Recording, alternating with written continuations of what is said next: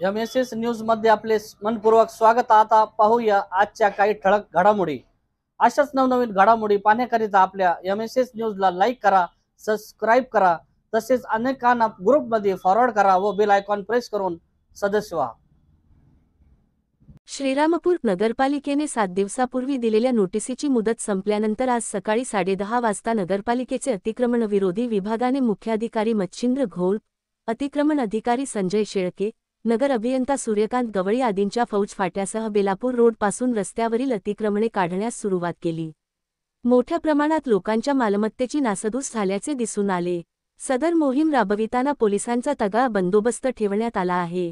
श्रीरामपूर विभागाचे पोलीस उपअधीक्षक डॉक्टर बसवराज शिवपूजे व शहर पोलीस निरीक्षक नितीन देशमुख यांच्या नेतृत्वाखाली विशेष कृती दलाच्या तुकडीसह महिला पोलीसही यामध्ये सहभागी झाले असून पोलिसांचा मोठा बंदोबस्त असल्याने कोणीही फारसा प्रतिकार केला नाही।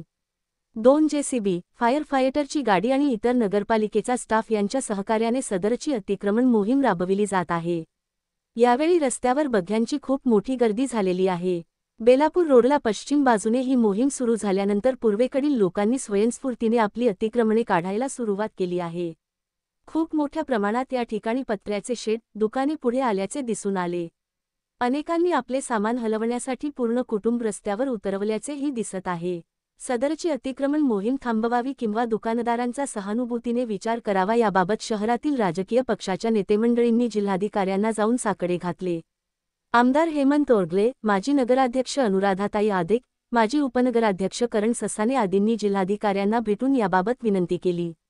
मात्र जिल्हाधिकाऱ्यांनी शासन नियमानुसार कारवाई करण्याचे आदेश मुख्याधिकाऱ्यांना दिल्याने पूर्वनियोजित कार्यक्रमानुसार ही मोहीम राबविली जात आहे।